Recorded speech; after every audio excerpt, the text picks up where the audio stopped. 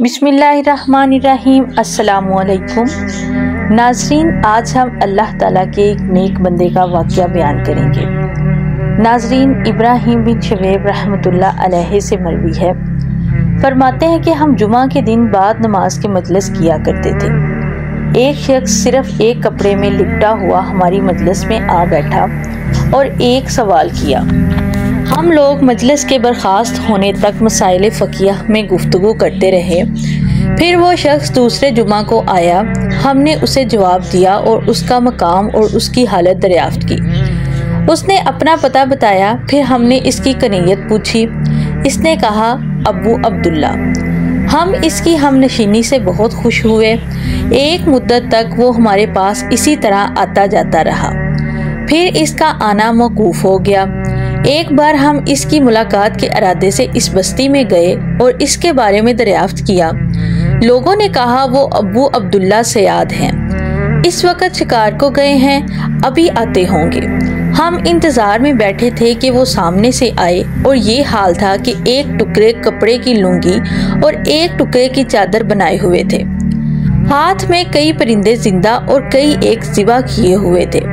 وہ ہمیں دیکھ کر مسکرائے۔ ہم نے کہا آپ ہماری مجلس کی رونق افزائی کیا کرتے تھے، اب کیا ہو گیا جو بالکل ترک کر دیا؟ کہا کیا سچ کہہ دوں؟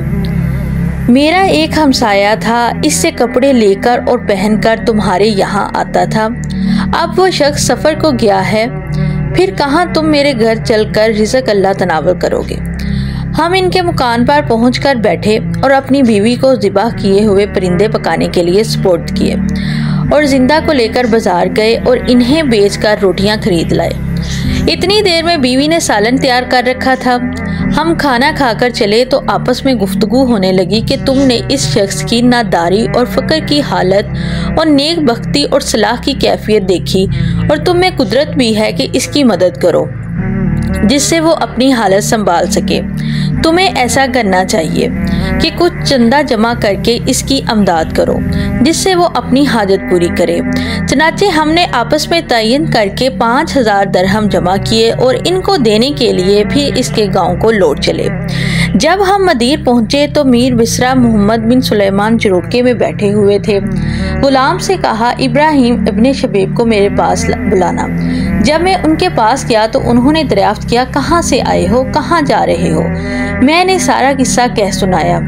امیر نے کہا مجھ پر تم سب سے زیادہ حق ہے، اور اسی وقت 10,000 کا توڑا منگا کر اور ایک فراش کے کندھے پر رکھوا کر ہمارے ہمراہ کر دیا۔ میں اور خوش ہوا اور جلدی سے اس گاؤں کی طرف روانہ ہوا اور اس کے دروازہ پر پہنچ کر سلام کیا۔ وہ جواب دیتے ہوئے باہر نکلے۔ جب میرے ہمراہ فراش کو شفیوں کے توڑے کو دیکھا تو ان کے چہرے کا رنگ متغیر ہو گیا اور کہنے لگے اے شخص، تجھے مجھ سے کیا علاقہ؟ کیا تو مجھے فتنہ میں ڈالنا چاہتا ہے؟ میں نے کہا اے ابو عبداللہ بیٹھ جاؤ، واقعہ یہ ہے۔ چنانچہ میں نے سارا واقعہ کہہ سنایا۔ میں نے کہا تم جانتے ہو کہ وہ ایک ظالم امیر ہے، تم خدا کے واسطے اپنے نفس کو بچاؤ اور یہ لو۔ یہ سن کر ان کا غصہ اور تیز ہوا۔ اسی وقت گھر میں جا کر دروازہ بند کیا۔ میں نا امید ہو کر امیر کے پاس لوٹ آیا، اور بغیر سچ کہنے کے کوئی چارہ نہ تھا۔ ناچار واقعہ بیان کیا۔ سنتے ہی کہنے لگا یہ شخص خارجی معلوم ہوتا ہے، اور غلام سے کہا تلوار لے آؤ۔ جب وہ لے آیا تو میرے ساتھ کر دیا اور کہا ان کے ساتھ جا کر اس کا سر کاٹ لاؤ۔ میں نے کہا خدا امیر کو سلامت رکھے، اس شخص کے معاملہ میں خدا سے ڈرو۔ ہم نے اس کو دیکھا ہے، وہ خارجی نہیں ہے، میں انہی کو تمہارے پاس بلاتا ہوں۔ کہتے ہیں میرا مقصود ان کو اس سے بچانا تھا۔ اس پر امیر کو اطمینان ہوا اور میں روانہ ہو کر ان کے دروازہ پر پہنچا اور سلام کیا تو ان کی بیوی کو روتا ہوا پایا۔ کہنے لگی کچھ خبر بھی ہے؟ تمہارے ابو عبداللہ کا کیا قصہ ہوا؟ میں نے کہا ان کا کیا حال ہے؟